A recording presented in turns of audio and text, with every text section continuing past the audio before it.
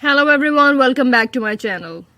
At the height of the swinging London era, one song so overpowered the UK music scene that 1966 was deemed the year of Reach Out, I Will Be There. The American group that unleashed the hit was the Four Tops, and the singer who powered the song was Levi Stubbs, whose voice has been described by Smokey Robinson as one of the greatest of all time. While the world's attention was focused on the upstart Beatles and Rolling Stones, it was a mature vocal R&B group from Detroit that showed how pop lyrics could be transformed into works of depth and meaning when performed with the true soul. As a result, Stubbs and his compatriots Ronaldo, Benson, Lawrence Payton, and Abdul Fakir were feted as heroes when they came to London under the auspices of the Beatles manager Brian Epstein. In 1966, the Four Tops' historic UK debut appearance at Epstein's Savile Theatre in November that year was deemed one of the most significant live music events of the era and represented a coming of age of pop music. Fans roared their approval, and Stubbs and the rest of the group were listened at a party afterwards when John Lennon, George Harrison, Mick Jagger, and Keith Richards paid homage to their honored guest. The commanding sounds of the group that so excited their British fans were born out of years of experience and a fruitful partnership with the songwriting and production team Holland Dozier Holland, but it was Levi Stubbs' lead vocals that instilled such drama and intensity into their work, which rewarded them with a string of hits over 3 decades as stars of very gaudy Tamla Motown label. The Four Tops reigned supreme throughout the 60s, starting their career with Baby I Need Your Loving in 1964 and swiftly topping the US chart with I Can't Help Myself in 1965. More top 20 hits followed, including It's the Same Old Song 1965. Then came Reach Out, I Will Be There, a #1 hit in the US and the UK 1966. The unusual arrangement with its use of flutes and minor chords launched Stubbs' anguished vocals into a surging romantic performance that would define the top sound and ensure their career flourished well beyond the 60s. Stubbs was born Levi Stubbs in 1936, raised in Detroit. He was a cousin of the singer Jackie Wilson. He attended Pershing High School, where he first began singing with Abdul Duke Fakir. In 1953, they met Lawrence Payton and Ronaldo Obi Benson while singing at the friend's birthday party and decided to form a group calling themselves the Ames. They sang in harmony, inspired by the Ink Spots. After performing at school dances, they became professional artists, working on the 50s jazz and R&B scene with Billy Eckstein,